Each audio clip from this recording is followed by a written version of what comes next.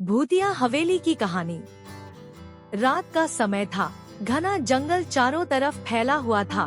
एक छोटे से गांव में स्थित पुरानी हवेली के बारे में कई भयानक कहानियां प्रचलित थीं। लोग कहते थे कि वहां भूतों का वास है और रात होते ही हवेली से अजीबोगरीब आवाजें आने लगती हैं। रवि, जो एक साहसी युवक था, इन कहानियों पर विश्वास नहीं करता था।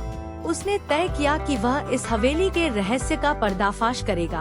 उसने अपने कुछ दोस्तों को इस अभियान में साथ चलने को कहा, लेकिन सभी ने डर के मारे मना कर दिया।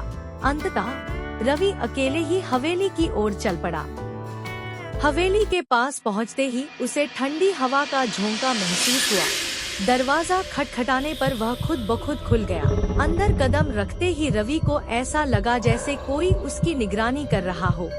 हवेली के अंदर एक अजीब सी बदबू फैली हुई थी। दीवारों पर मकड़ियों के जाले थे और फर्श पर धूल की मोटी परत जमी हुई थी। रवि ने एक मोमबत्ती जलाकर चारों ओर देखा। अचानक उसे एक कमरे से हल्की हल्की आवाजें सुनाई देने लगी। उसने साहस जुटाकर उस कमरे की ओर कदम बढ़ाए। जैसे ही वह कमरे में पहुंचा, उसने देखा कि एक पुराना झूला अपने आप हिल रहा है। पास ही एक पुरानी तस्वीर में एक महिला की धुंधली आकृति दिखाई दी। रवि ने सोचा कि यह उसका वहम है और वह आगे बढ़ा। तभी अचानक उसे किसी ने पीछे से आवाज दी, रुको। वह चौंक गया और मुड़कर देखा। एक बूढ़ी औरत खड़ी थी, जिसकी आंखों में गहरा दर्द और डर था। तुम कौन हो? रवि ने हिम्मत जुटाकर पूछा। बूढ़ी औरत ने कहा, मैं इस हवेली की रखवाली करती हूँ। यहाँ बहुत भयानक घटनाएं घटी हैं।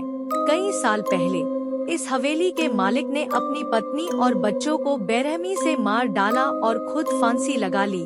तब से उनकी आत्माएं इस हवेली में भटक रही हैं। रवि ने पूछा, तो मैं यहाँ क्या कर सकता हूँ? बूढ़ी औरत ने कहा, उनकी आत्माओं को मुक्ति दिलाने के लिए तुम्हें इस हवेली के तहखाने में जाकर एक पुराना मंत्र पढ़ना होगा। रवि ने डरते हुए तहखाने का दरवाजा खोला और नीचे उतरा। तहखाने में घुप अंधेरा था।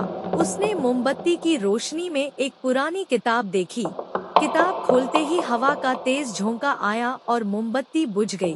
अंधेरे में ही रवि ने वह मंत्र पढ़ा। अचानक हवेली में जोरदार धमाका हुआ और चीखें गूंजने लगी। रवि को ऐसा महसूस हुआ जैसे हवेली की दीवारें हिल रही हों। तभी अचानक सब शांत हो गया। रवि ने महसूस किया कि वह अकेला खड़ा था। बूढ़ी औरत और भूतिया आवाजें सब गायब हो चुकी थी। रवि ने हवेली से बाहर निकलकर चैन की सांस ली। उसने समझा कि अब वह आत्माएं मुक्त हो चुकी हैं।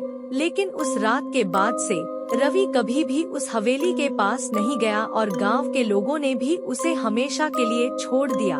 हवेली अब भी उसी तरह खड़ी है, लेकिन अब वहां सन्नाटा पसरा रहता है। हेलो दोस्तों, वीडियो अच्छी लगी हो तो चैनल को सब्सक्राइब करें, वीडियो को लाइक करें और अपने दोस्तों को शेयर करें। फिर मिलते हैं अगले वीडियो में। Bye bye.